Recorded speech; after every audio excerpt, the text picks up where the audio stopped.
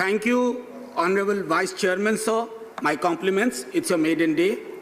Thank you. मैं माननीय vice chairman साहब आपके माध्यम से कहना चाहता हूं कि ये प्रेमचंद के गोदान के जो गोबर और धनिया थे ना, अब वो उतने कमजोर नहीं हैं। ऐसा नहीं है कि उनको समझ नहीं आ रहा है कि उनके साथ क्या हो रहा है। माननीय प्रधानमंत्री जी ने संभवतः अभी अचानक बिहार बड़ी चिंता में आ गया है सबके, मैं जानता हूं वजह, तो बिहार में संबोधित करते हुए कहा कि गुमराह कर रहे हैं कोई। अरे साहब, आपने तो राहें गुम कर दी, तो गुमराह कौन क्या करेगा। नंबर 3, आज इससे पहले कि मैं बिल पे बोलूं, मैं तमाम दलों से अपील करता हूं, और ये हृदय विदारक अपील है कि दलों के दायरे से ऊपर बढ़िए, क्योंकि किसानों ने व्हिप जारी कर दिया है। आपको यह तय करना है कि दल के इतिहास में रहिएगा या किसानों के दिल के इतिहास में रहिएगा, ये आपको तय करना होगा। मैं आपको कह रहा हूं कि कॉन्ट्रैक्ट फार्मिंग ये निर्बलीकरण का जरिया है, निर्बलीकरण का। किसान की समझ आखिर क्या है? मुझे तो लगता है कई दफा, मैं माफी के साथ कहता हूं, हमारे मंत्री महोदय संजीदा व्यक्ति हैं, लेकिन क्या संकल्पना किसानों की हॉलीवुड की फिल्मों से लेके आ रहे हैं क्या? हिंदुस्तान के किसान को समझते हैं आप? छोटे मझोले जोत के। मैं एक परिवार से आता हूं, कल्पना करिए बिहार में, उत्तर प्रदेश के पूर्वी इलाके में 4 कट्ठा, 5 कट्ठा, 6 कट्ठा, 1 बीघा, जो कंजम्पशन से थोड़ा ऊपर, उसकी खरीद के लिए शार्क आएगा वहां, उसके उत्पाद के खरीद के लिए। मैं समझता हूं थोड़ा चिंतन, थोड़ी संजीदगी होनी चाहिए। मेजॉरिटी बहुत टेंडेंसी प्रोड्यूस करती है। इस तरह के, जो मैंने पहले भी कहा, लो हैंगिंग फ्रूट से बचना चाहिए।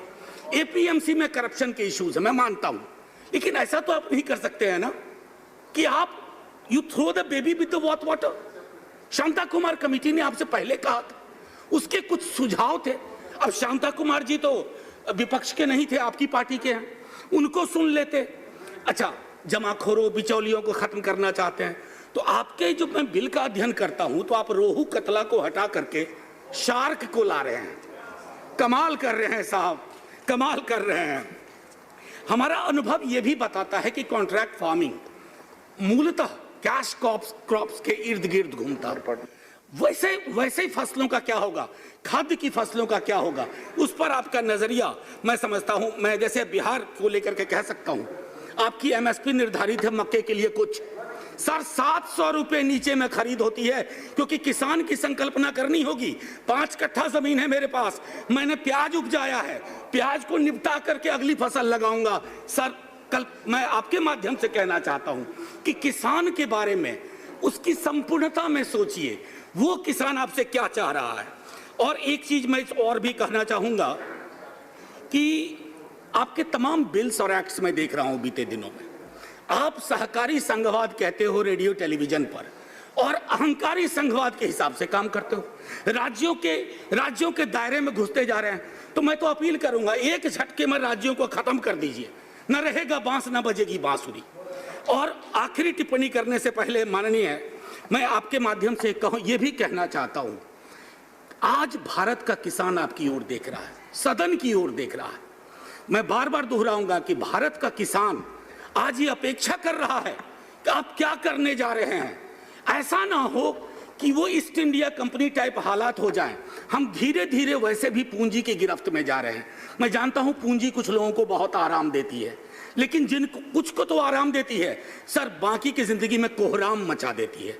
ये तय करिए और उसके बाद आगे बढ़िए। और आखिरी टिप्पणी करने से पहले मैं ये कहना चाहूंगा, लास्ट मिनट प्रोफेसर जी, लास्ट मिनट। सर, मैं जानता हूं, मैंने पहले भी कहा था कि उस कुर्सी में ही कुछ है।